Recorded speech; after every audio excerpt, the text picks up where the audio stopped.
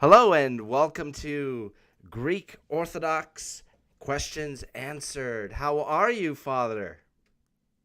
Very good. As you can see, Demos, we are once again in the home studio. We had a bit of weather today, some pretty dangerous sleet, and I didn't think that it warranted risking Demos's life to come out there. Or yours? You drive much farther than I do. Yeah, well, we're right now we're kind of about equal in terms of our driving, but through the beauty of technology, and I don't think it hurts the show any, Demos. Let's keep everybody safe. And unfortunately, we've got some weather coming through here, and it looks like it's going to extend to tomorrow. So, where it's another in-home studio session. Well, let's just hope that this is a foreshadowing of a white Christmas, because I'll be honest, I think I've said this before. I have had more white Halloweens in Rochester than I've had white Christmases. So I want to see that change. Oh, come on. You and I, we both grew up in Florida, so we're used to Santa in Bermuda shorts, ringing his bell, Salvation Army bell. Come on. That's the Christmas we're used to, right? Well, that's exactly the problem. I've had more non-white Christmases and white Christmases, so I got excited when I moved to what was at the time the snowiest city in America, and I get white Yes. Halloweens. What the heck? And you get, yeah, that's right. All right. So real quick, we wanted to start doing some sort of a news and Christian world segment to kick off our I show, like that. and we have one here from today, from the Christian Post, that notes that they are planning a $100 million development plan for the site of Jesus' baptism, which aims to bring 1 million Christian pilgrims to Jordan. They plan to build a biblical village theme. Um, so I'm looking at a picture of this right here, and it basically looks to me, at the very least, like it looks like an Epcot Center pavilion at Disney of what a Bible village would look like. I just wanted to throw this at you because, in general, whether it is a religious site or let's say a site like the Grand Canyon, there's always that fear of this Sure. commercialization Right. factor eking its way in. We live near Niagara Falls, so you and I have seen what it looks like to have casinos right next to one of the big wonders of the world. And people are very scared of that happening to, say, the Grand Canyon. So in this particular scenario here, they want to develop the site of Jesus' baptism and build it into a biblical village. What is your thought on that? Do you think that this actually does well as far as evangelism and seeing and having this experience, or do you think it adds let's say, a plastic flavor in Christianity? Yeah, I think in general, I think the Orthodox Church would look upon that as, and you use the word plastic, and I think I'm going to stay with that, and and I'm hearkened back to a comment that or a warning that we're given in seminary that we must be very careful that our liturgics does not become theatrics.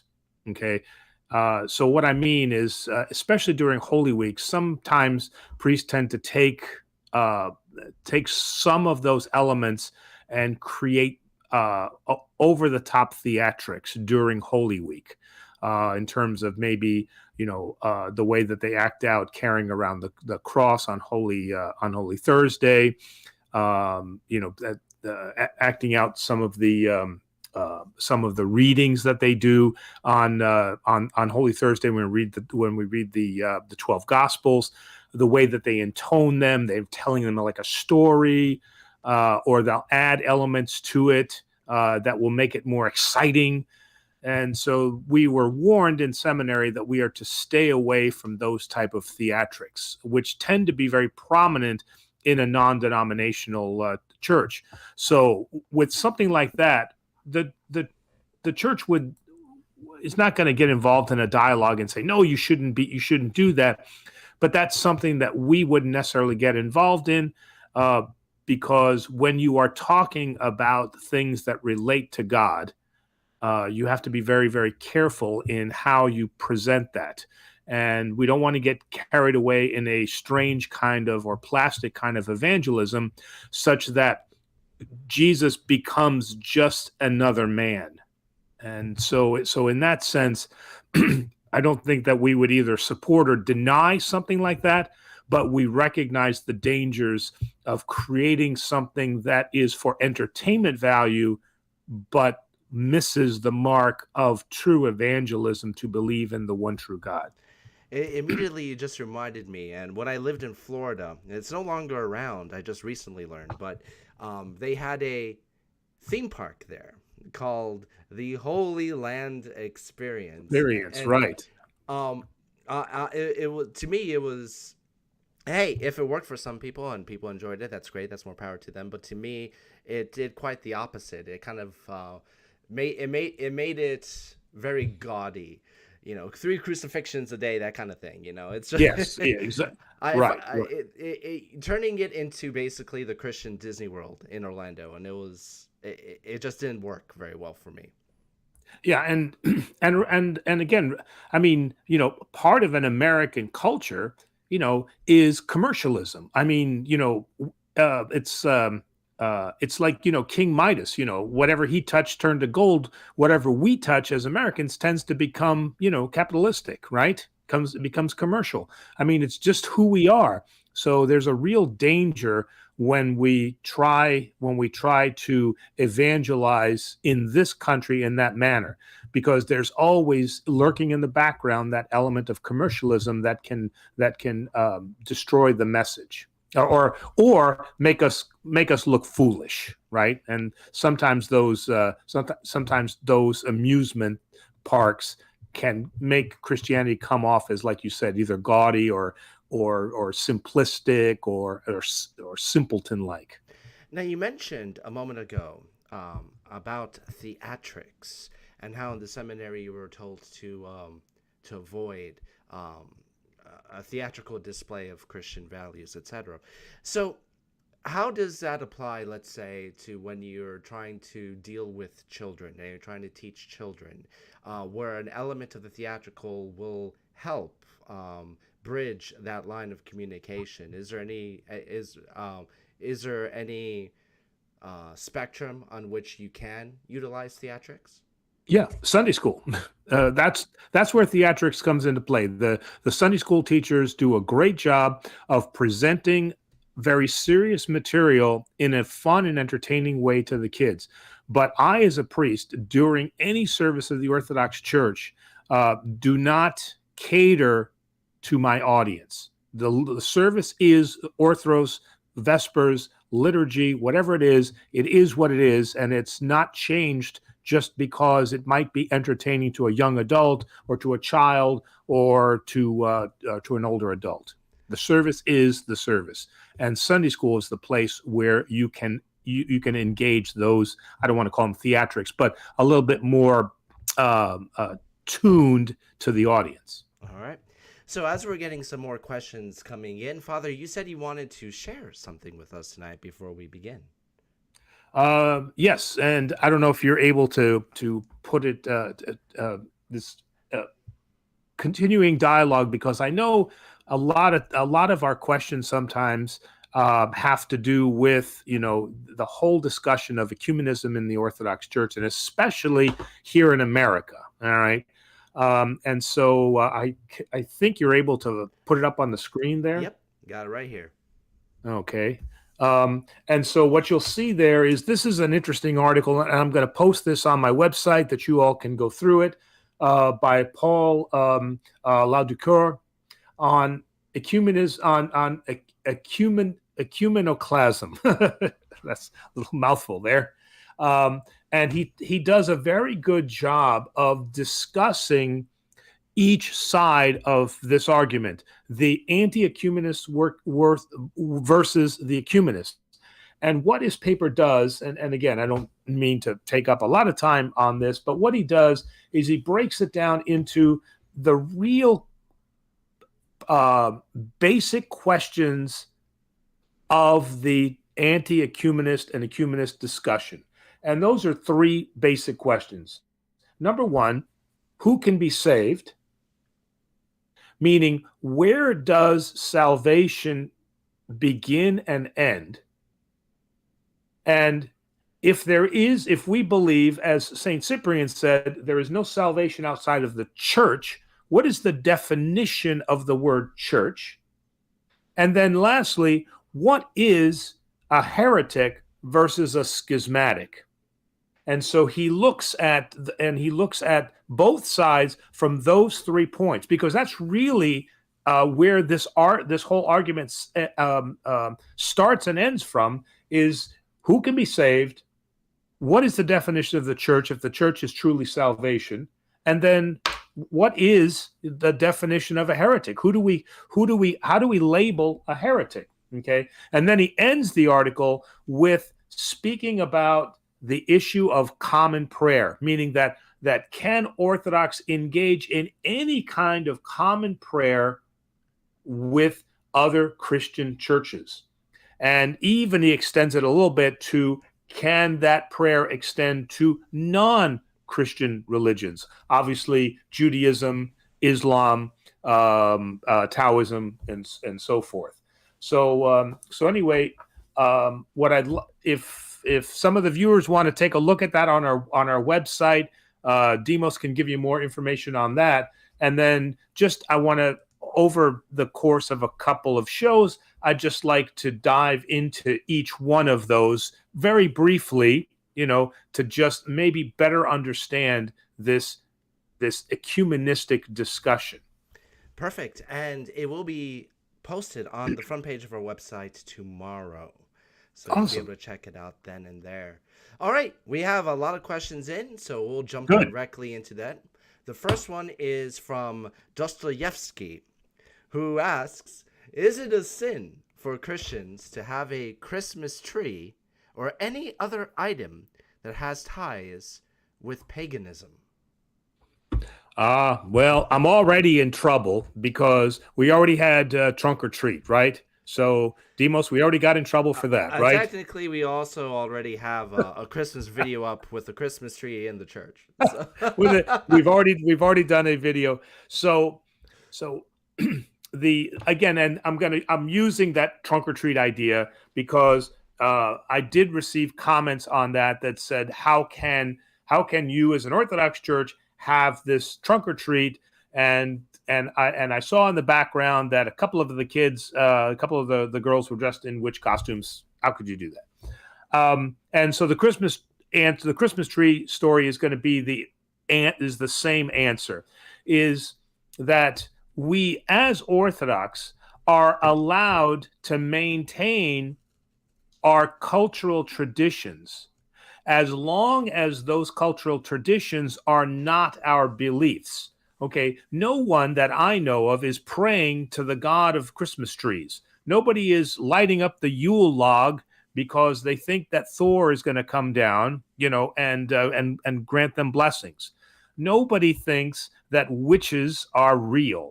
Okay, so we are allowed to be able to celebrate what is our American traditions, which is Halloween, for the kids to go on Halloween, and to hang up a Christmas tree. I'm trying to think of one more, Demos. What else? Easter eggs, right? Yes. Okay. Yes. You have me hung up on witches, though. Yeah. Because. So. But we'll come around to it in a moment. So, bottom line of that is yes, as long as that does not have a faith component or a belief component, then here in America we understand that we can embrace some of that small t tradition. I mean, let's just face it. Most of the Christmas traditions outside of the Nativity are paganistic. It is baked into the culture.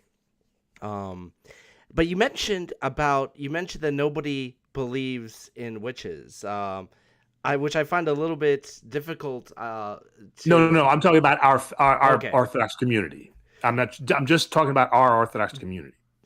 But how does that really stand true when we have a prayer for the Mati and other supernatural afflictions? So the prayer for the Mati, again, the Mati needs to be understood in a true context.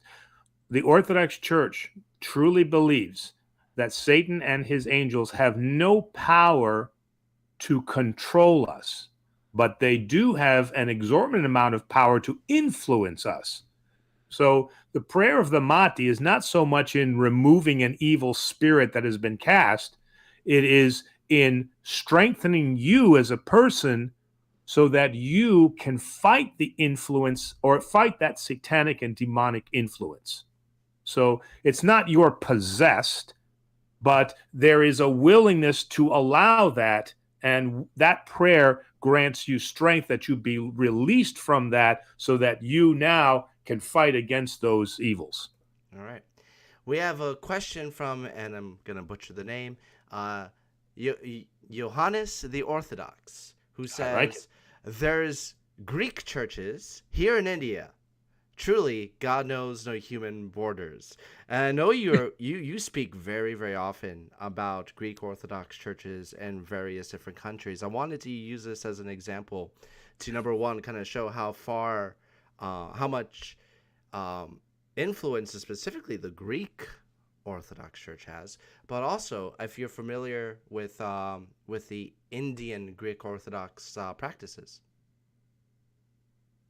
Actually, I am not familiar with the small T traditions of Indian Orthodox. But remember, Saint Andrew, one of the disciples or apostles, traveled throughout those lands and then spread Christianity throughout that region of India. So it's no surprise that we have Greek Orthodox churches there, because that again was the spread of the Byzantine Empire. But as far as specific Indian practices or traditions like Palm Sunday and things like that, those I wouldn't be aware of. But that'd be an interesting thing to maybe ask if one of our listeners could provide some of those interesting traditions that we could include on the show. I think that'd be a nice addition. 100%. Now, you have traveled quite a bit, and you've had experience Greek Orthodox churches in many different countries. May I ask, in the spirit of Christmas, this is the gift to me, what is the most unique Greek Orthodox church that you have encountered? The most unique? Yes. Well, okay, this is going to be tangential to your question. All right. So I was in Japan for a little while, and we stopped off in the town of Norito. And while I was there, I had a chance to watch a Taoist. I believe it was Taoist, or could have been Buddhist, but I don't think it was. I think it was Taoist. Celebration of a service. And as I'm watching the service, each one of the elements of our liturgy was present. There was petitions. There was a small entrance with the carrying by one of the lesser ranked clergy carrying a book, followed by the senior clergy member, and they processed around as we would. There was incense, but that incense in the very Asian form. Demas, how do I explain that? With the it's not incense like we would light it, but it's incense like stalks. I know exactly what you're talking about. Where you light them. But I think people, you can refer to it as incense. As incense. There was a box of sand as soon as you came in, and you would place your lit stalk just like we would place our candle. And then there was preaching, and then there was a great entrance. All right. Now there wasn't communion or anything like that, but to see the raw elements of our liturgy being performed in something that is over 5,000 years old. That was the most fantastic thing I've ever seen.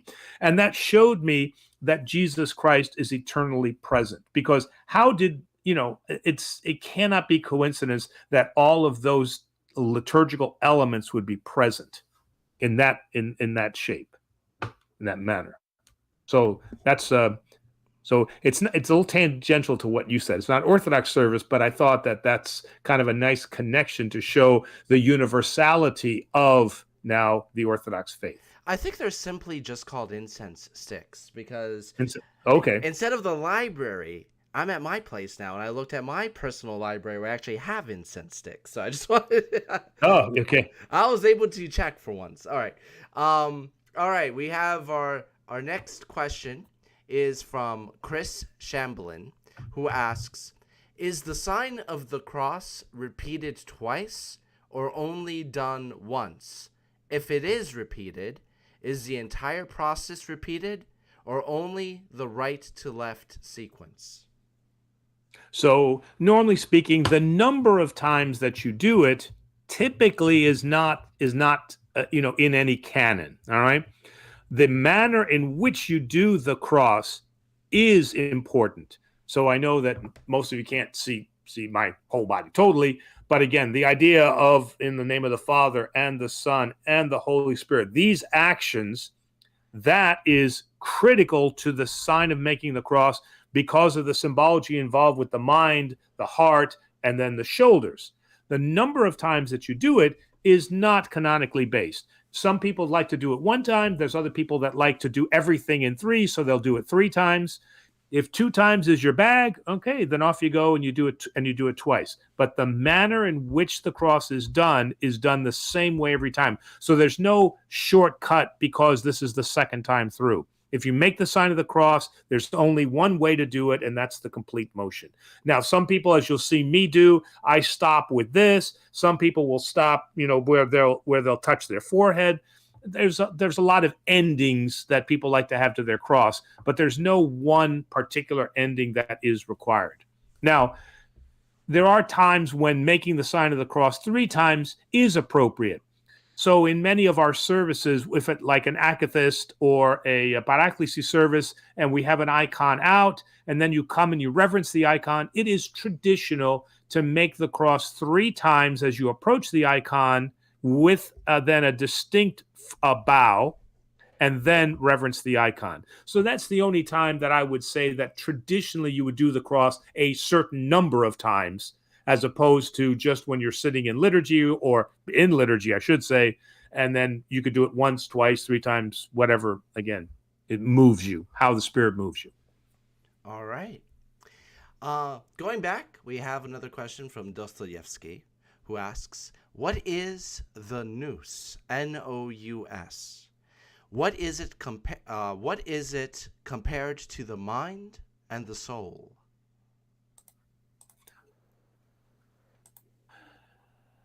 So the Nous, Nous, okay, would best be defined. Now, again, many of the and especially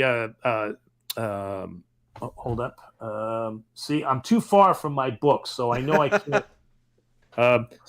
St. John Damascus, one of the fathers of the church that writes about the idea of the Nous. But the Nous for us is basically our reason, our ability to reason something out. So it's that God-given ability to use wisdom and to use our mind. So again, as we said with the cross, okay, so as much as orthodoxy is experiential and is felt in the heart, meaning that an action comes out of that, there is also study involved, but no one element overshadows the other. So whereas during the Enlightenment period, I'm going to use America again as an example here. During the Enlightenment period, what happened was that the Nous became everything. And so there was a rejection in terms of many of the theologians of the Enlightenment period that they depended solely on the Nous and said, through that God-given reason, we can understand God because we study God, and lost the experiential heart part, the heart portion of faith. So when we talk about Nous, that's what we're talking about, is the ability to reason something out. All right. So our next question, submitted question, is a little bit controversial, referring to the vaccine. So without going into the good and the bad, the pros and the cons of the vaccine, I just wanted to ask the question and see specifically if anything has changed since the last time we addressed this topic. So the question is from Zimbabwe Zach, who says, Okay. Many Greek Orthodox churches provided their facilities to help dispense the emergency procedure, the vaccine. Okay. Did or does the top USA Greek Orthodox leader say it was or is a sin for her members to refuse to comply with the experiment? So I'm going to speak chiefly now for our patriarch Bartholomew and for Archbishop LP IV, and in either case, there was not only them not saying anything about the vaccine, but encouraging and saying, yes, the vaccine is okay. It is not a sin.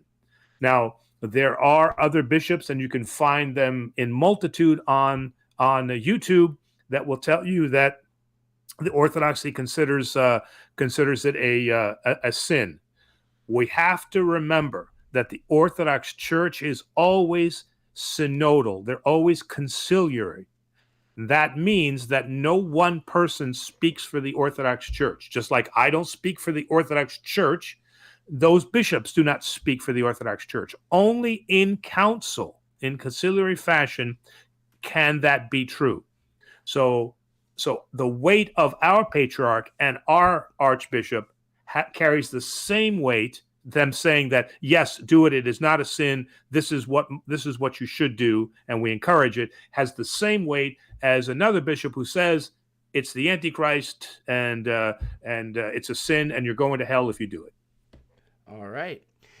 Our next question is a bit of a long one, but it's very interesting. We have one from Trench, who says, the church says when bad things happen, then it's free will, since God does not get involved. But if good things happen, no matter how small, then it's with the help of God. So why would God help with small things, but not with important to help save people's souls? Example, so many baptized Orthodox were taken as kids and put into non-Orthodox personal army to attack fellow Orthodox, and most Orthodox have been wiped out, which how can the Orthodox faith or people spread when so many are wiped out? So when no more Orthodox are around, and so many will happen when so many are burdened, then how is that progress which won't spread the faith? I think you got the general gist of the question. Well, I think there's several themes that are happening there. I mean, okay, number one, it seems like he's talking about the Janissaries, which were taken captive, the Orthodox children that were taken captive and then became part of the Ottoman Empire. So he's talking about that. Okay, now, and we have seen that throughout history that certain evil empires will then confiscate, throughout history, they'll confiscate prisoners, and then they will use them either as slave labor or they'll use them in their armies.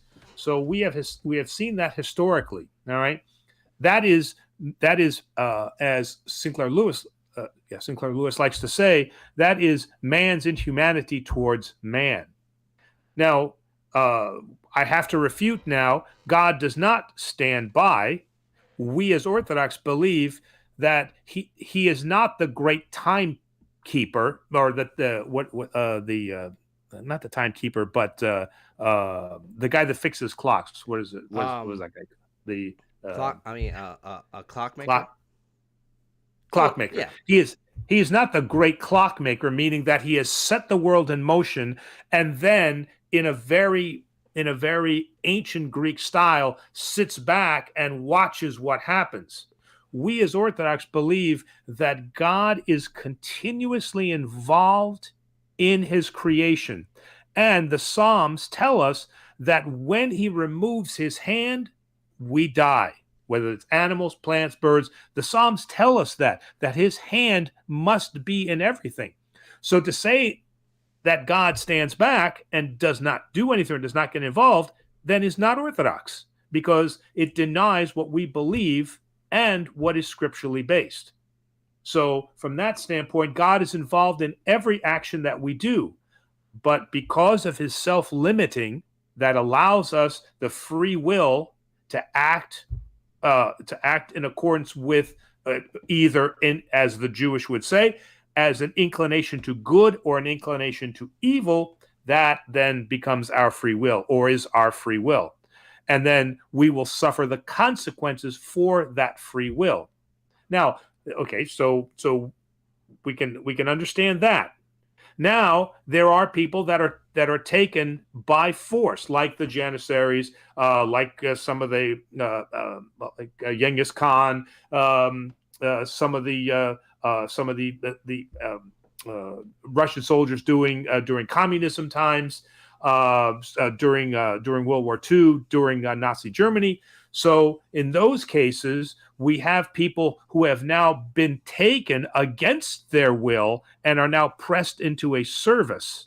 All right. God does not stand back and do nothing. He grants them the strength to deal with that ordeal. And we saw that throughout World War II. I'm going to use that as the most common example for many of the survival stories that we had, because many times that was the only thing that they had left to keep them going, and even to extend this to Vietnam, that kept those prisoners of war going, was this knowing that God was there to strengthen them, but he did not now release them from the captivity. So they were being and tested is a hard word, but they were undergoing suffering that was imposed upon them by humanity. And what God does is grants us the strength to endure that, as we've seen with many of the Orthodox saints that we celebrate each Sunday, and we listen to their stories and hear how they were perfected in faith. Sometimes God stepped in and he did save them, but eventually they were led to martyrdom. Now, I know that that's kind of a long answer to a long question. No worries, no worries. All right, we got a question in from Jack Sage Phoenix, who says, "Greetings. Is it possible to inadvertently worship a god, even if one isn't intending to? For example, by practicing yoga?" No, because there has to be knowledgeable intent. So if during the practice, and again, it's funny that he would bring up yoga, because that question's been fairly controversial on this show, and there's another set of YouTube videos out that say anybody that practices yoga as an Orthodox is a heretic and is going to hell. All right. So for us here in America, we see it as a relaxation technique. However, if you start to believe that the chanting that you're doing, or the umming, or the whatever it is that you're doing, is granting you spiritual healing and health, now you've crossed over. All right. And now you are in heretical territory. But that comes with a willingness. So if you're sitting there and again, you're going through a breathing exercise to help you relax, to reduce stress, okay, that's what your focus and your purpose is. But if you begin to believe that this will not only physically heal you, but will also conjure up a spiritual healing, then you've gone down the wrong path. All right. We got a shout out from Love World Music. And All right. we have a question from Migs2682. Okay. Does the Orthodox Church acknowledge any Marian appearances like Fatima or Guadalupe? And they're really, and again, from a conciliary sense or a canonical or a recognition sense, we don't have anything that recognize that. We'll have people, again, individuals that will speak out and say, yes, this is a sighting. No, this is not true. Generally speaking, the Orthodox are very wary from the example of the Virgin Mary herself, who, when she was when she was visited by the angel, her first reaction was one of fear and trembling and discernment. So Orthodox are always questioning first, what is is this true, and what is the purpose? So the saints, Jesus Christ, Mary, the Theotokos, do not just appear just to appear, because we know who they are. They appear for a strengthening of the faith. So the Orthodox Church would not deny that, but they don't view it as appearances just for appearances' sake. So we're always cautious at first, and then when there is a purpose or a meaning or a strengthening of the faith, then we could possibly consider that then a grace or a gift from God. All right. So we got a couple of follow-ups, and the first one is from the previous question of Trench, who asks, so are all Janissaries saved despite no fault of their own, despite being baptized? And if no more Orthodox are around, as in so many places are already gone, is that progress to be replaced by non-Christians? Well, okay. Let me answer the first part.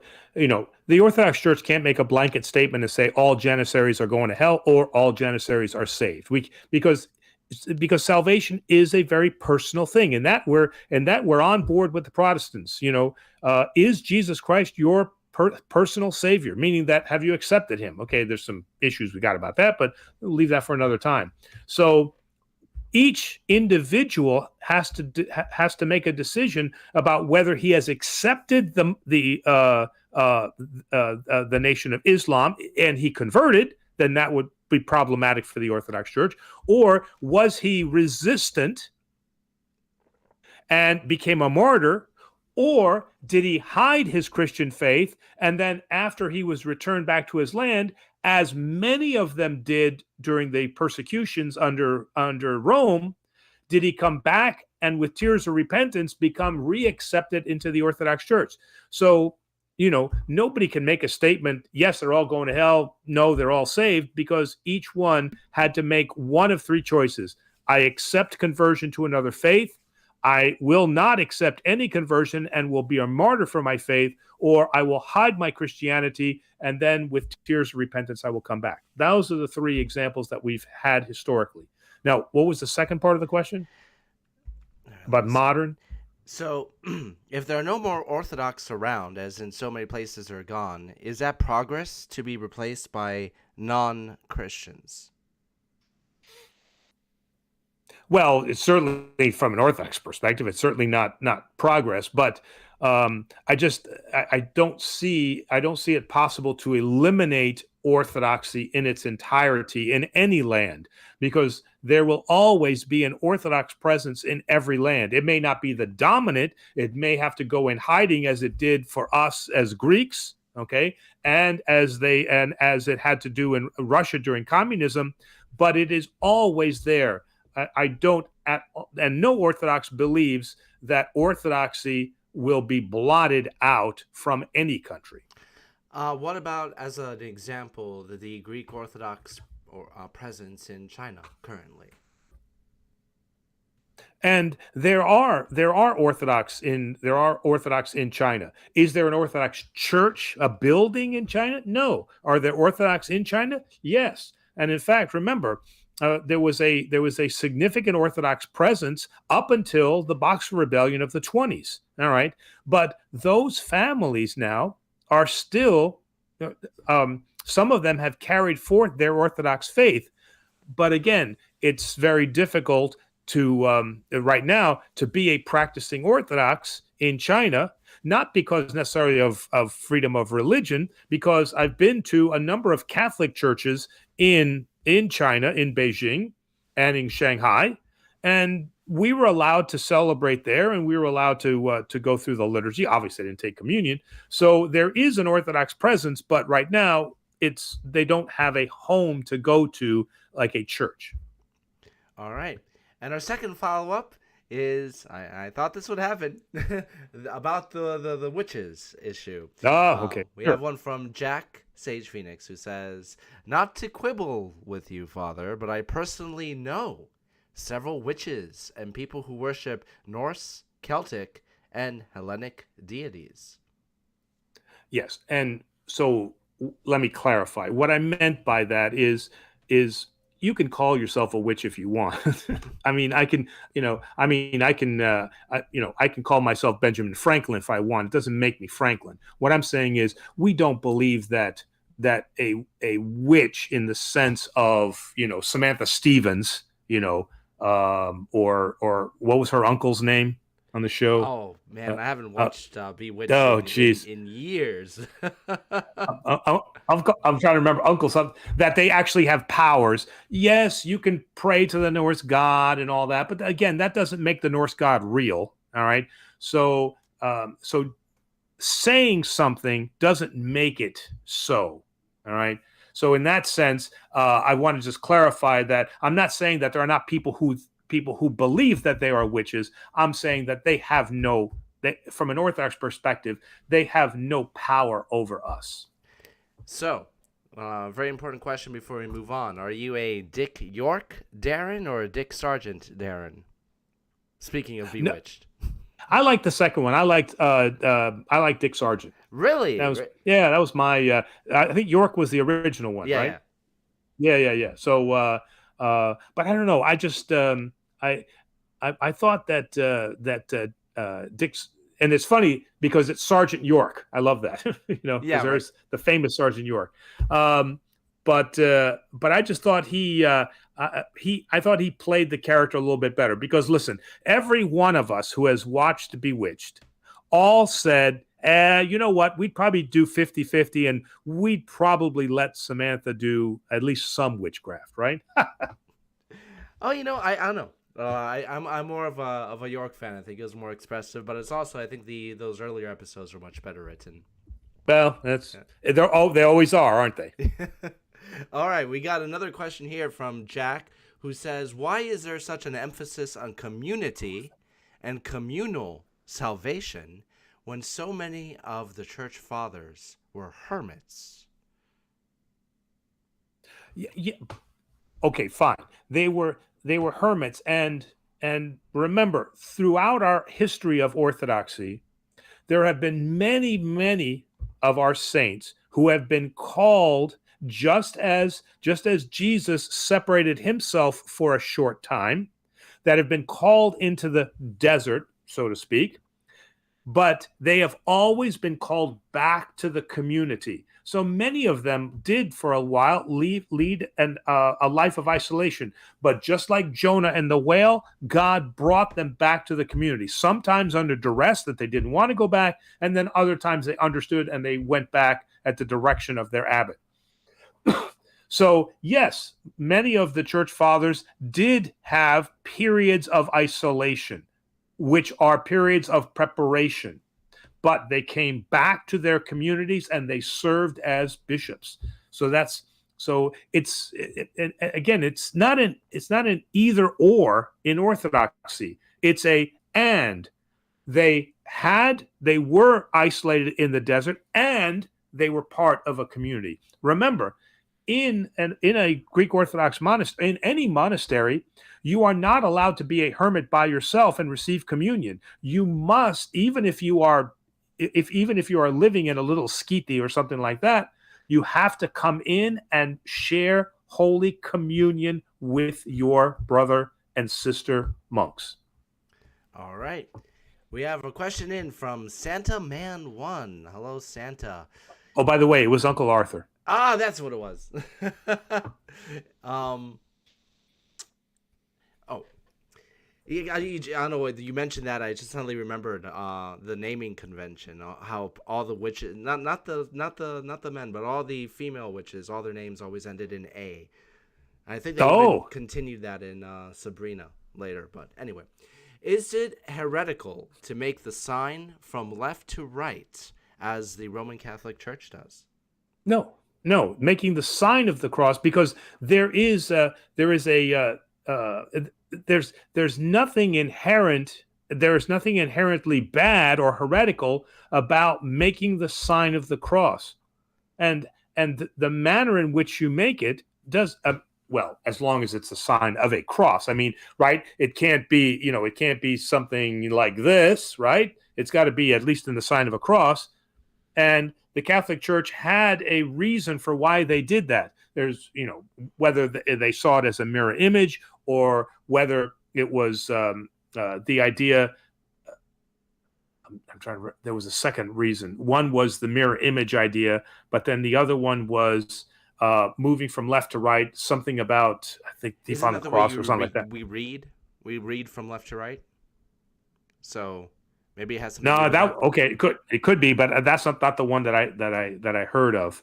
There was another reason. So no, it is not in any way heretical to make the sign of the cross from opposite shoulders, meaning that from a Catholic perspective, as long as the sign is a cross, is what's important.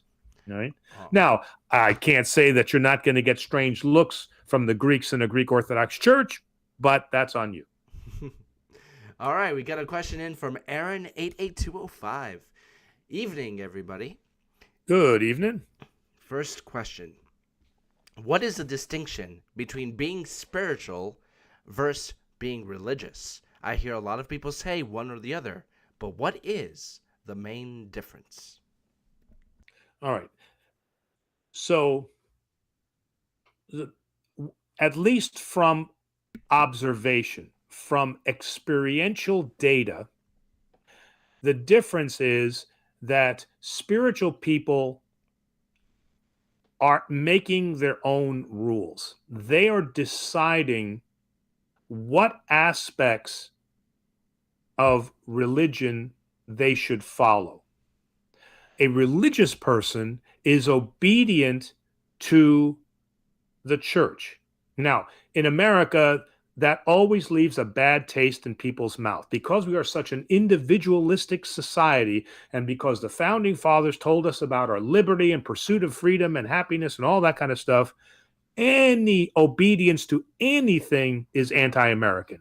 So we will reject this idea of obedience to anything, whether it's government, the church, your Sunday school teacher, your math teacher. So we distinctly recoil from that as Americans. All right. So the next best thing is, well, I want religion, but I want it on my own terms. Ergo, I am spiritual. So therefore, I don't have to be obedient to anybody except myself. And then I will determine what are my doctrines of faith. Okay. The question that is always prominent and foremost in that is, what makes you the authority to decide now how to interpret Jesus's commandments? So the answer typically is, well, the Holy Spirit led me. Okay. Now, we have the example of the Virgin Mary again, because the Virgin Mary did receive a sign from an angel who told her that she would give birth, but she was first questioning and discerning, and then after that, be it according to your will. She was obedient. So, and we even see in Jesus Christ, I was sent by the Father to do his will. Jesus's model himself and his mother's model are one of obedience. So I don't understand why it's okay for Jesus to be obedient to his Father.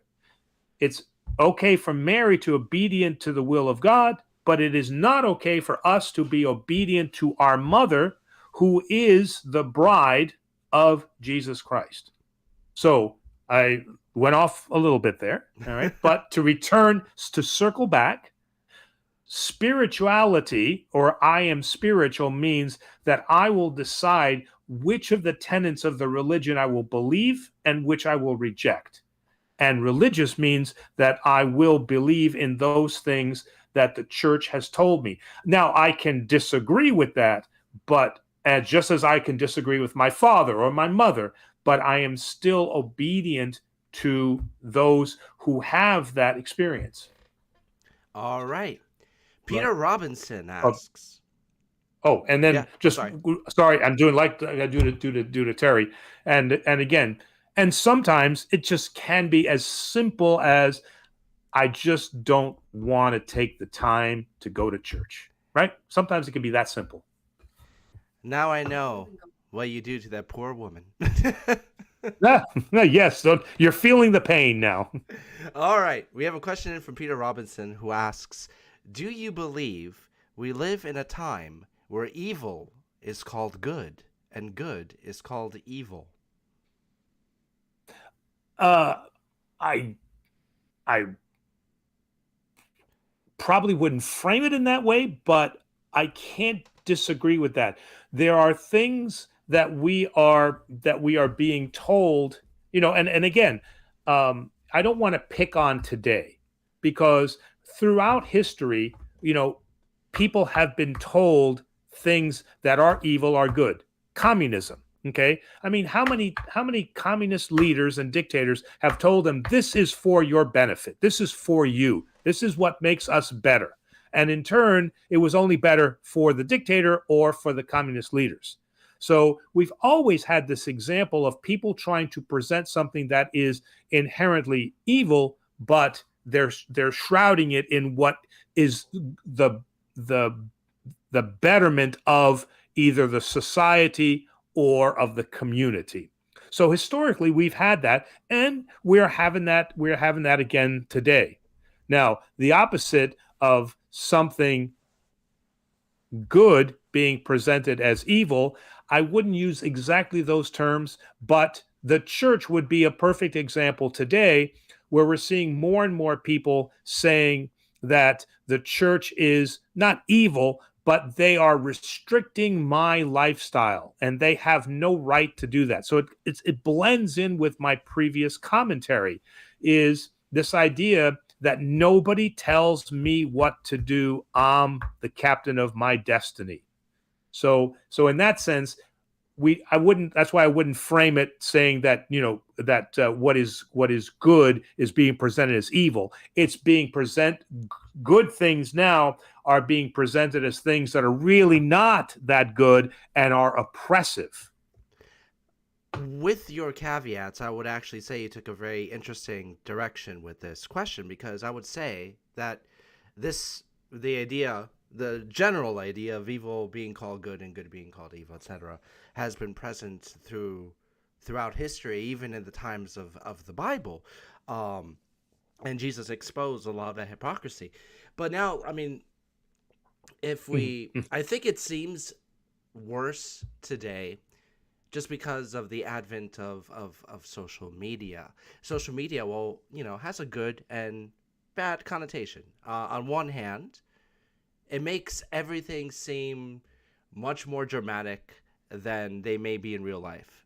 But on the other hand, it does expose some things that are happening in our own backyard that we're not aware of. But I think that all of this is contributing to, I think I was reading a story from earlier this week that said that 2 out of 5 Americans believe that we are living in the end times. And I dare anyone to look at any generation that didn't believe that they were living in their own end times. Well, how many times did Harold Camp predict the end of the world? Exactly. Right? Okay. So for those of you that don't know Harold Camp, look him up. I think he predicted the end of the world 3 times. And he finally at least got his end right, because he ended up dying. No, that's one way of looking at it, right? Mm-hmm. We have a question in from Scott Romanowski, who says, is there a reader's service version of the Trision or Parastas service that a layperson could lead? 100%, 100%. And again, the reader service is that you omit the priest parts. Okay, and so in that sense, in most of the Tersayon, right, is done by the chanters. I mean, yes, in the beginning, I say, blessed is God now and forever into the ages of ages, amen. And then the chanter starts. Okay, and then there are hymns that are sung; those are done by the chanter. And then there are a couple of petitions, which are done by the priest. So you would eliminate those. Okay. And even if you read the two ending prayers, the dismissal prayer of the Tsayon and the one, um, um, um, and here I am just blanking out here. Oh no. All right. It's because your library isn't behind you. You don't. I don't have access to my I don't have access to the library here. So the part I'm looking for, just one. O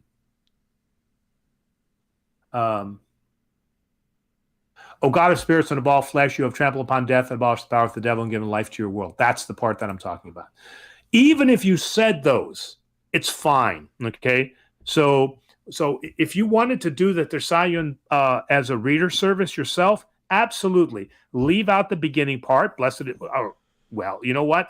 I mean, look, if I've gone this far, if you say blessed is God, how can you be called? How can you be called wrong? It's just a statement. Blessed is God now and forever. That's a statement. Whether I say it as a priest or you say it as laity, it's a blessing of God. So there's nothing that you can't say.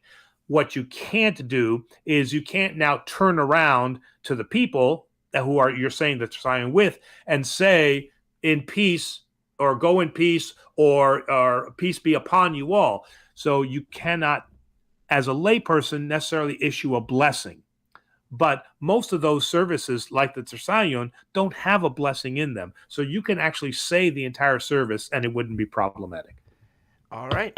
Bear with me because this next question kind of jumps around a bit, and I just want to make sure I get all the parts of it. It's from Miggs, who says, I've heard a group of Christians who follow Jewish holidays and don't follow any holidays with pagan roots and call Jesus Yeshua and God Yahweh. Say that it is wrong to celebrate Christmas because it has pagan roots, worshiping Saturnalia, and that Jeremiah 10:1-5 specifically talks about this. One told me that adding a nativity scene at the bottom of it is wrong because of what the tree represents. So what is the Orthodox Church view on that regarding using the day of pagan holiday to celebrate Christ's birth? So, and again,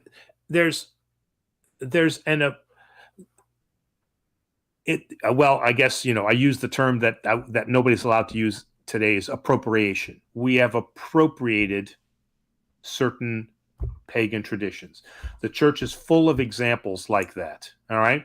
And again, we don't believe that he was born on Christmas, okay, that he was born in December, but we found it historically much easier to overshadow their date and cover a pagan date with something and with the Christian version of that, rather than celebrate it on the day that he would have been born, but then leave their pagan holiday alone. Because if we say to them, don't celebrate this holiday anymore, celebrate it now in March, what will happen, what has traditionally happened, and we even saw this in the early history of America, is they told them not to do it, and they did it anyway. All right.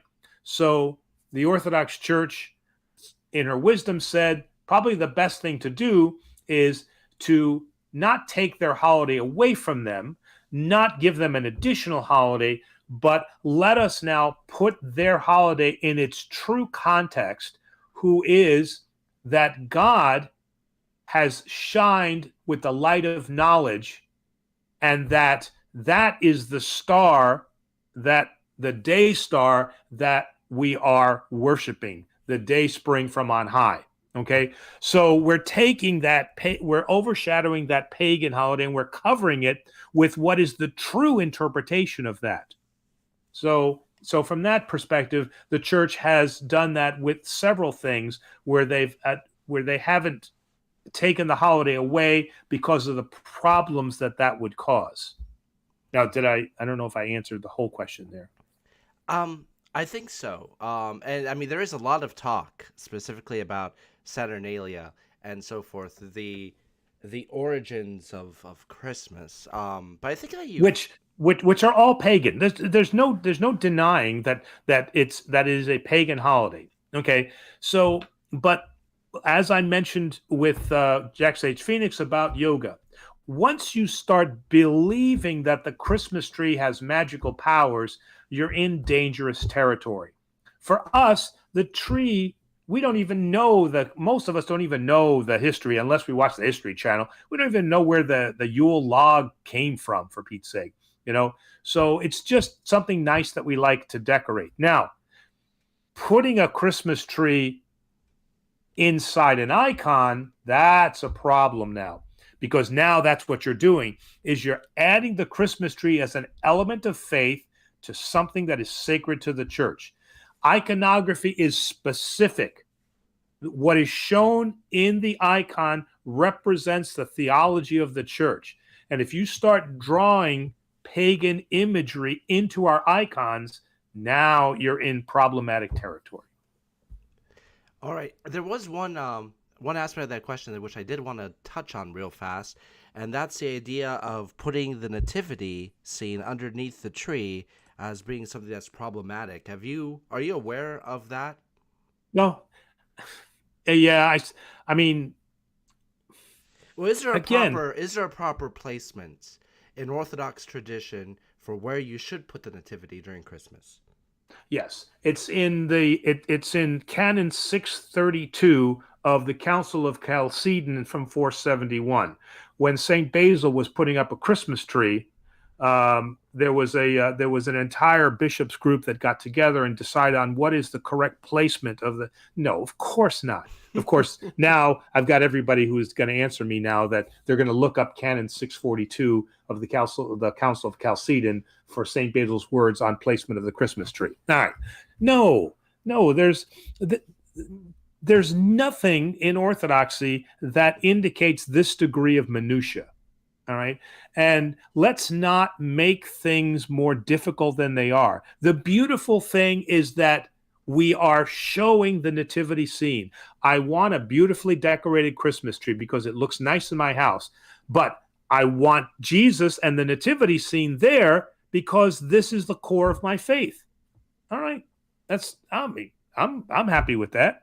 If you don't want the nativity scene to be swallowed up by your beautiful tree, then put it somewhere else where people can look at it and say, wow. And that's normally what people have a nativity scene, and they usually put it in another area of the house where it stands alone and people can look at it and be reminded of what the importance of Christmas is. Beautiful. So we got another question in from Jack, who says, how do we as Christians address the people who are performing acts of hate and oppression in Jesus' name? Wow. So what does Orthodox activism look like? Well, unfortunately, that's a black mark on Orthodoxy because where we celebrate the witness of the martyrs in the history of our Orthodoxy who have martyred themselves for the faith as true witnesses, in the last 100 years, have we really been that kind of witness? I mean, the shining beacon is going to be Archbishop Yakovos's of blessed memory's march with Martin Luther King to stand up for civil rights. There's a shining beacon of Orthodoxy making a stand.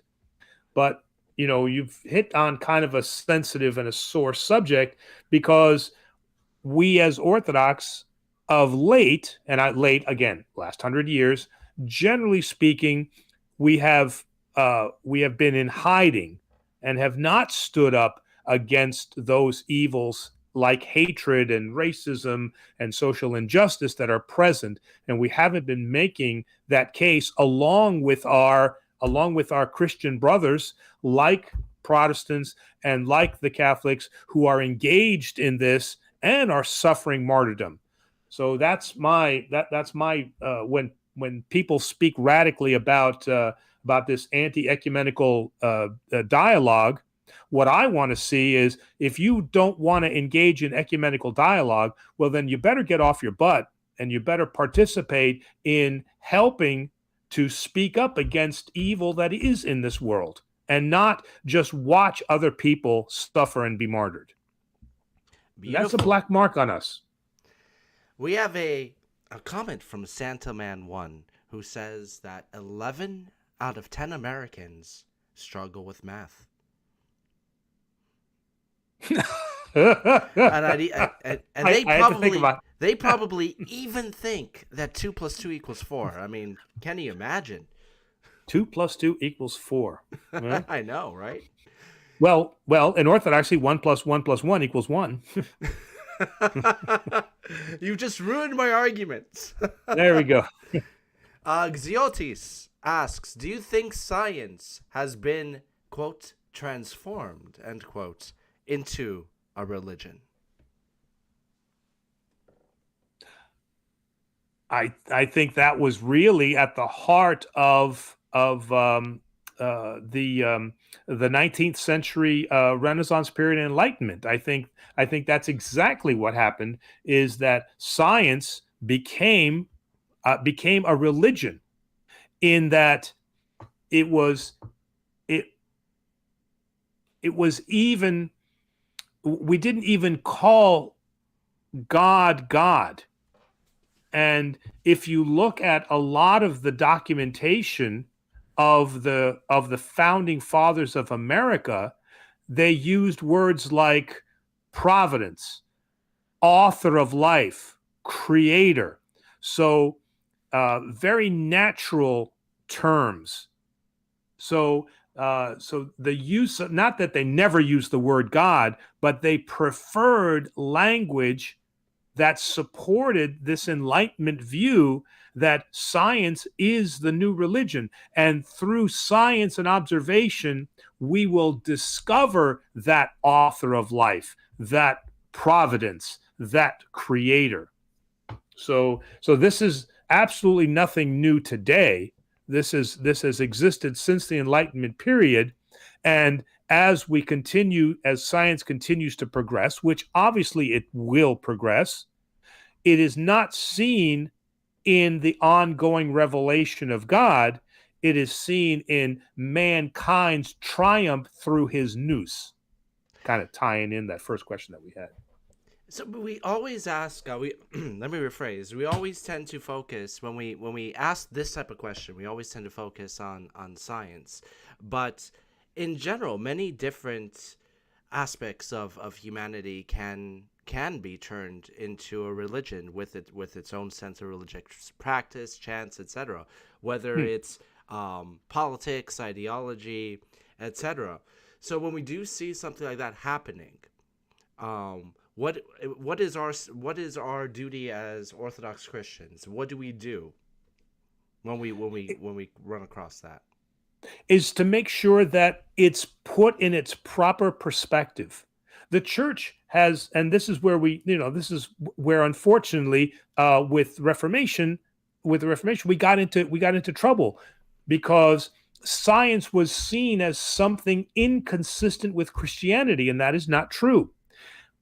So where the problem was before is that there was not a respect for science. Now it's turned, and through the Enlightenment period, and now to today, it's turned around, and now science is blown out of proportion. And all the Orthodox Church is saying is that the two must exist side by side. Science is not greater than religion, but religion, and I'm going to use the word orthodoxy is seen through the ongoing revelation of science. As science progresses, it only goes to show the majesty of God. And so the two don't need to fight one another. They can exist side by side. And Orthodoxy supports science. Now, there's certain science that, is a little troublesome for us, okay? But generally speaking, we see science as an ongoing revelation. So, yes, Demos, you're absolutely right that what we have done today is we've created science as its own religion because we have forgotten what its perspective and limitations are. All right, we got it. I love this question from I think it's a first time caller, James P. Would it be okay for native Alaskans to use totem poles with saints on them? Oh, I love this. I'm trying to think of why not. I mean, there is a religious iconography connotation to totem poles. Yes, absolutely. But again, it's a transformation, right? Mm-hmm. So in this case, so for us, our tradition as Greek Orthodox is to represent our theology through iconography, right? And in the Catholic Church, it's represented through statues because of their Roman heritage, okay? So here is a tradition now that expresses their theology through a totem pole. So why would it be inconsistent with the Orthodox faith to have that totem pole decorated, in a manner that is consistent with iconography, meaning that, there would be images of Jesus Christ, then the Virgin Mary, and then of certain saints. And since I can already think of an example of that, if our listeners remember the Tartan priest video that I did in front of the Celtic cross in Campbelltown, that was a Celtic cross with imagery of the saints, of Christ, and of the Virgin Mary. So why would that be any different from carving those onto a totem pole? Interesting suggestion.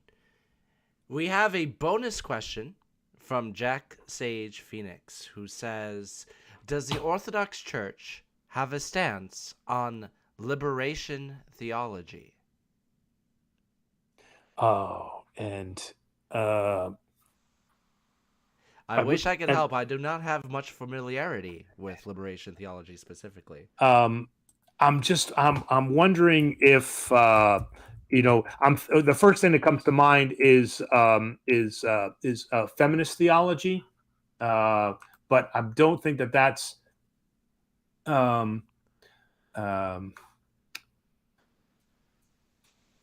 so. If liberation theology is inherent in the word liberate. So to liberate those who are suffering some type of sociological oppression, whether that's economic oppression, racial oppression, gender oppression, things like that, then certainly the Orthodox Church doesn't have an issue with the idea of liberation theology, which stands for those people who are oppressed. But liberal liberation theology can become problematic. So the Orthodox Church would stand for the fair and just treatment of all people, regardless of race, creed, color, gender. So that would include the LGBTQ community. Nobody should be oppressed, regardless of who they are. All right, whether it's from an economic or, as I mentioned, all the others. So in that case, yes, we would support that aspect of liberation theology. All right. Now, if liberation theology carries us to the point that forces the Orthodox Church into oppression, means that that a gay couple is not allowed to be married in our church, and liberation theology says you are oppressing me because you are not allowing me, then that's where the two would, where the Orthodox Church would part ways with liberation theology. So from the basic idea of that no person should be oppressed in any manner, the Orthodox Church agrees with that. But liberal liberation theology can become problematic. All right. Real quick, I just want to mention this. Jack wanted to let us know, on a side note, that the prayer app that he's developing ought to be ready for the new year. Cool. All right. Yeah, I'm looking forward to seeing that. So are those going to be specific kinds of prayers, like mealtime prayers, or prayers for strength, or prayers in times of sickness, or more generic prayers? Or I'm just kind of curious. Or is it like is it something like Facebook, only instead of making posts, you're putting in prayer requests? I'd be very curious to see what Jack is baking up there. Yes, absolutely. We have a follow-up question from Zodis, who says, what if the science involves some type of occultism? How should a Christian react? Like, and an example of that might be there's a lot of controversy, rumor, and craziness going on with some of the quote-unquote secret ceremonies or possible pranks that take place at CERN. So here we have an example, if all of that is legitimate, of a pagan practice taking place outside of CERN. So what is your take? Okay, CERN, help me out with that. Well, an example would be, how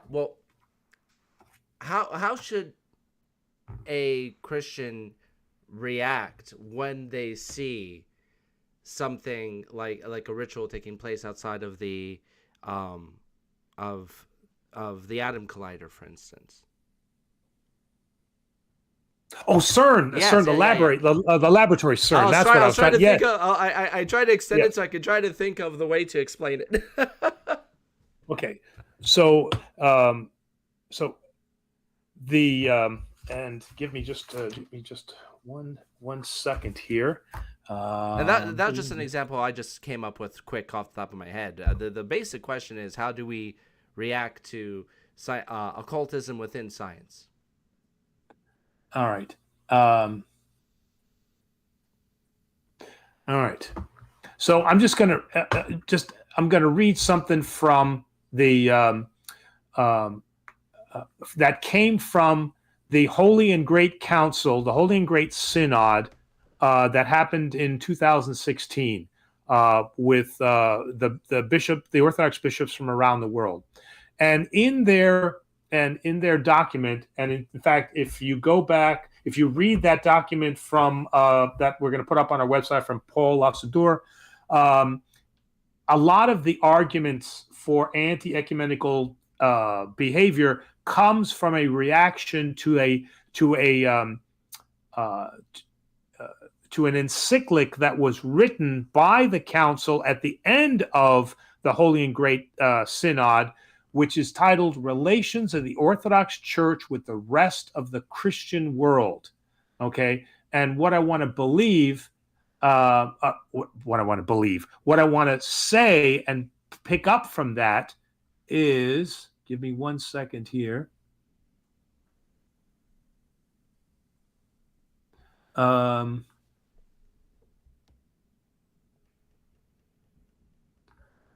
Oh, and by the way, Zodis points out that CERN is the example that meant the new Tower of Babel. Yes. And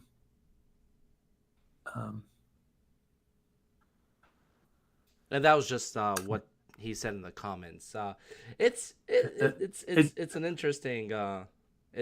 I've seen the video of it. It's been claimed that it's a prank, right? But if it's a prank, you're just inviting a lot of a lot of problems.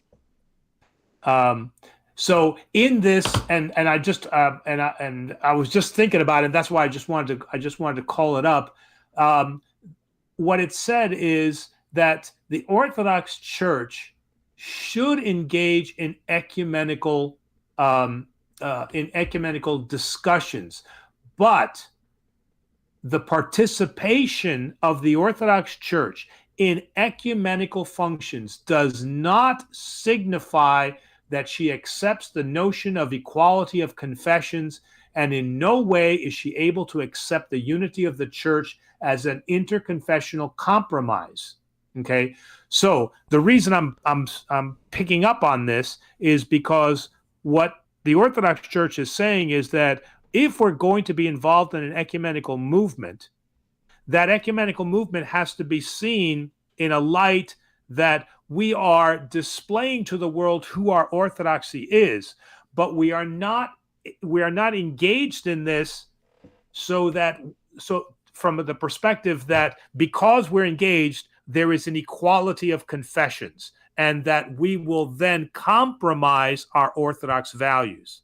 So, taking it to the CERN example now, our participation in any service that is not in accordance with Orthodox doctrine can give the impression that there is an equality of confession. This is why I have to be very careful here in Rochester. I mean, just because I'm here in Rochester, is that as much as I'm involved in being part of an interfaith community, I have to be very careful when or what kind of prayer services I am able to attend, so that I don't give the idea of equality of confessions. So getting back again to the CERN example, do we have to then speak out against this and hold up picket signs and say, you must disband? No, that is not who Orthodoxy is. But Orthodoxy does not participate in those because they are inconsistent with our confessional requirements or our confessional beliefs. Honestly, I think that we have to be very wary of being baited into an overreaction, because let's face it, the media loves putting out the stories, whether they're right or they're wrong, of the Christian activists with their picket signs. So if somebody actually goes out of their way to do a prank, if it is a prank, to get the kind of reaction, just don't fall for it. Do some research. But that's a fine line, because this question came up before. So do we stand back and do nothing? Mm-hmm. Now, if it turns out to be a joke, then you're right. We do nothing because it's just a prank, and you don't want to be goaded into something just to get a media reaction to show what kind of people we are. All right, in a bad light, show us in a bad light. But we have to decide, where are we? When is it appropriate for us to take a stand? We have a question in from Mr. Grim KD. How similar are Russian and Greek Orthodoxy when it comes to catechumens? As I know, it's welcome with the Greek for catechumens to witness anything in the church, but the closest parish to me is Russian.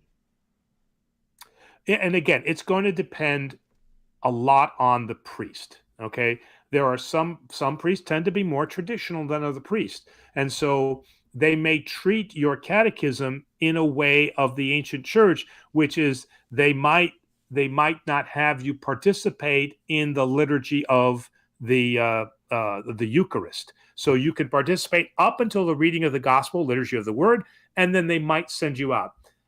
I think that those priests are far and few between. I think most priests are going to say, please, so that you can become comfortable with our Orthodox liturgies and our services, please attend the entire service, but be advised that you cannot receive communion. I think that's the way that most Orthodox priests are going to treat it, although there can be some that might be a little bit more on the traditional side. All right. And our final question of the evening, possibly the final question of the year, is in from JM, who says, greetings all.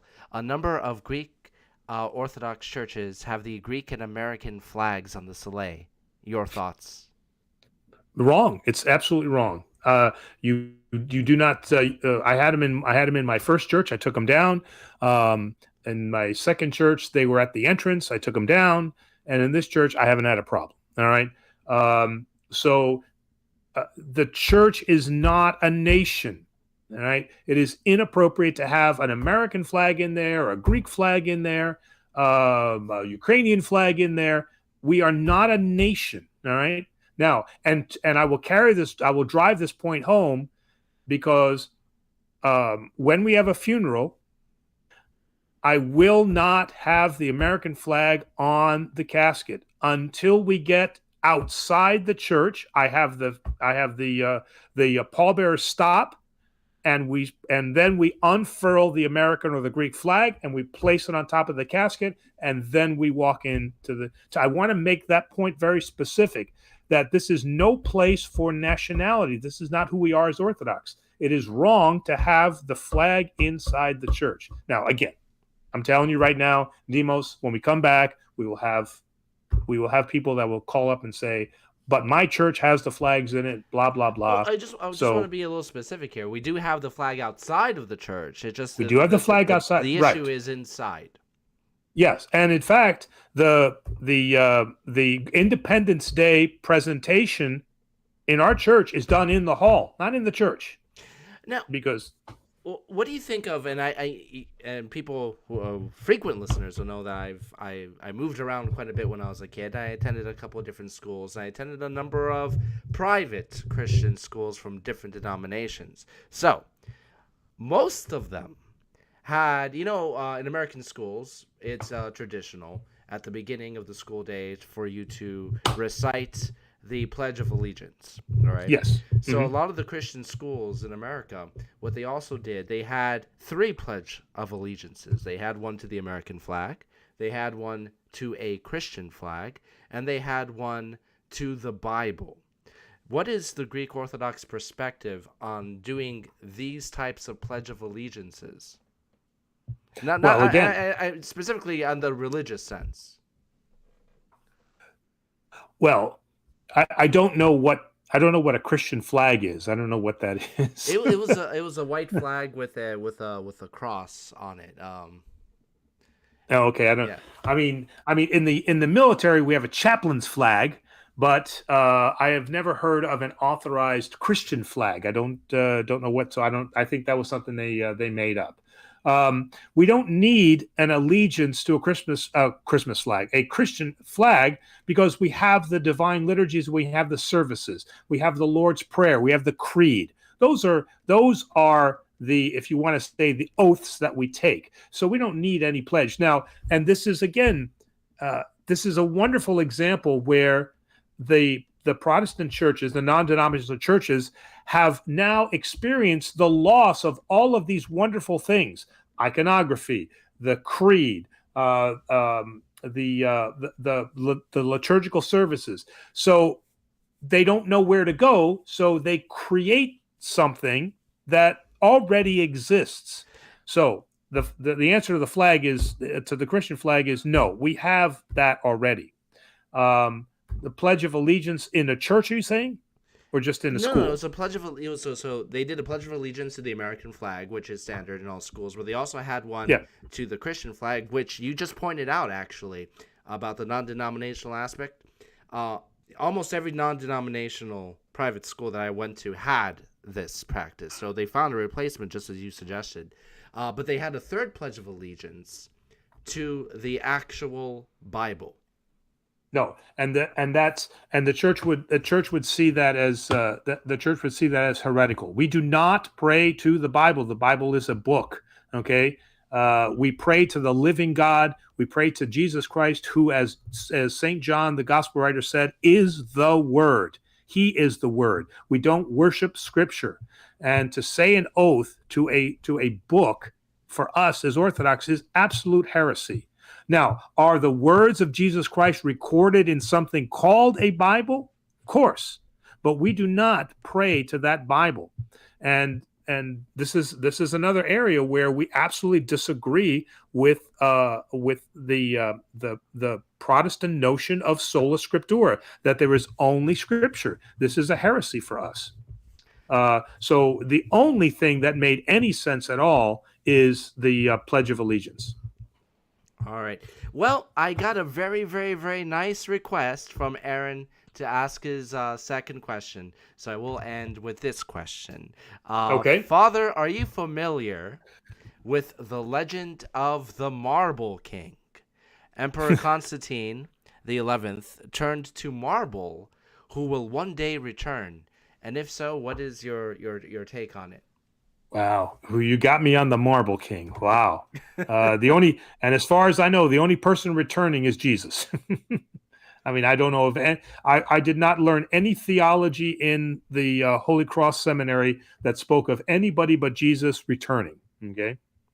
I'll be honest. I don't have any knowledge of the Marble King. Now I really want to look into it, but it does strike me that a lot of mythology has this idea of the king or the hero going to sleep or being taken away, either physically or spiritually, only to return again. You know, we have it with King Arthur, who's in Avalon asleep, I believe, and then he will one day return. We have it, I guess, with the Marble King.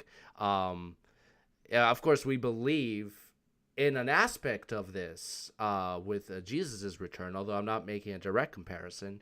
But there is this idea of the returning patriarch. Well, what are your thoughts on that? And in your opinion, is there a Christian connection?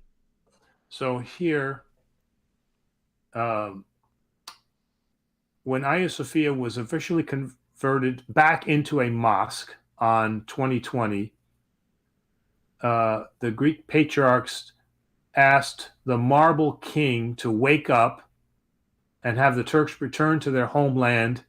The Marble King is Constantine the 11th of Paleologos, the last Byzantine Empire, who died during the conquest. And the body of the Marble King is hidden beneath the Golden Gate of Constantinople, awaiting from a call from God to be restored to life, reconquer the city, and bring the old empire back to its previous glory. Well, good luck with that.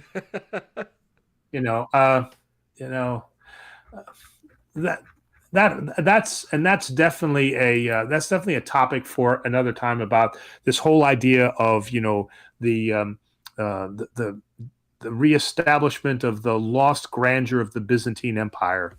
Hey, empires come and go, but what remains is Christianity. And I mean, is it really is it really going to affect Christianity in any way if we say that the Byzantine Empire is no longer? But to hold on to, I think this is more nationalistic importance than it is theological importance, because Byzantine was the site of site of pride for modern Greeks, right? As opposed to ancient Greeks. The Byzantine Empire was kind of our Roman Empire, and then after 1,000 years we lose it, and you always look back with rose-colored glasses and look for the reestablishment of your lost empire. But what we have not lost is orthodoxy as the true fullness of the faith. That's what's important. And Santaman 1 actually jumps in to describe perfectly what the Christian flag is. And I couldn't remember what color the cross was. I didn't want to go into description, but he just did it. It's white flag with a red cross on a blue field in the upper left corner. So imagine how the American flag with the blue sky, only no stars, a red cross, completely white background. Have you ever seen that before? No, I don't think I've seen that before. So all right, so when we come back for the new year, I will track down the pledges so you can look them over, because I think you'd find them particularly intriguing, and I'm very curious to get your reaction to it. So end. Hey, yeah. Oh, wait a minute. So before you end, so my thinking is that if there was ever a Christian flag, shouldn't it be the one that King Constantine saw up in the sky and said, "In this sign, conquer"? Right? If any Christian flag, that should be it. The one that Jesus Christ himself said, "In this sign, you shall conquer." Right? That's actually a good point. But I think that if we ever get to the point where we're starting to vote on flags, it'll make the Great Schism look like something else. That's right. So what we'll do is what's the what's the show with the nerds? Big Bang Theory. Big Bang Theory. What we'll have is we'll have to have one show where it's just fun with flags. Remember Sheldon's little YouTube thing that he was doing, fun with flags. I will. This will probably be the most controversial thing I can say on the biblical video tonight. But I'm not a big fan of the Big Bang Theory. Ooh, okay. I'm not. I've tried watching it many times. I will admit, but I just end up feeling bad for these people the whole time. I end up feeling bad for them. I don't get much joy out of that. Okay. All right. But then again, if you're to ask me right now, Demos, watch any TV show. I'd be more likely to watch like a 1980s episode of Magnum P.I. or MacGyver before any of this current stuff. Yeah. But that's just me. But what I was going to say is to end our last Orthodoxy questions answers of the year, right before Christmas, we have to end with a Christmas blessing, Father. So, I can think of no one better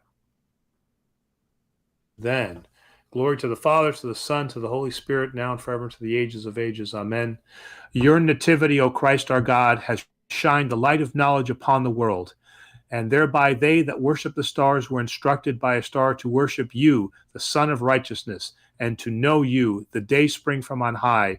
O Lord, glory be unto you, now and forever, into the ages of ages. Amen. And special prize for anybody that can tell me where I got that prayer from.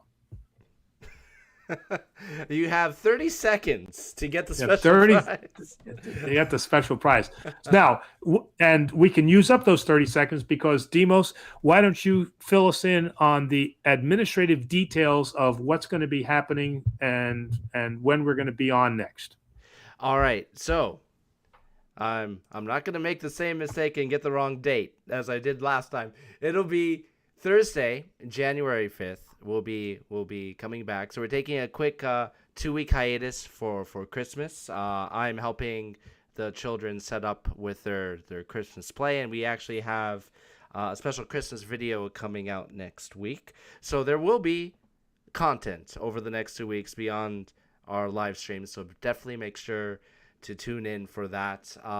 We're very excited. We have a lot of special videos and activities and so forth starting next year. I think that following COVID, which in many ways was the genesis of this show, but following COVID, we're starting to see activity, not just within our community, but I'm starting to see activity throughout the Orthodox community. People are very excited to just come back and be active. We started doing some of that lately. We were setting up new children's programs and so forth. I'm very much involved with that myself, and we're just very, very excited for a successful 2023. Now, what I wasn't expecting was the question, what is CERN? Father, you've never left me speechless, but trying to find with live description of what CERN is. First time you've ever left me speechless. I'm like, so, how do I condense that into 30 seconds? into 30, well, 15 seconds. So even worse. But, by the way, so any answers? Let's see. We have George K, who says the dismissal hymn of the Feast of the Nativity. I would say I was going to accept the Epolydikon, but the dismissal hymn, I love it. And he has the correct answer. Very good. George, you got in right in time. So what's his prize, Father? What's his prize? Actually, it's going to be if he sends us his address, the small red prayer book that I've been giving out. That has all the collection of mealtime prayers, prayers for strength, prayers in times of sickness. So that prayer book is his if he would like it. All right, George, if you're still out there, in the description of this video, there is an email address. The address is agocny@gmail.com. Send us an email there. We'll get in contact and we'll send you your prayer book. Great Christmas gift to end the year on. So please, everybody, a wonderful and safe Christmas, and we'll see you in 3 weeks, right? Well, no. Well, you'll see us this Sunday for our live stream, and then Christmas weekend, we will also have a Christmas Eve and a Christmas Day service live stream.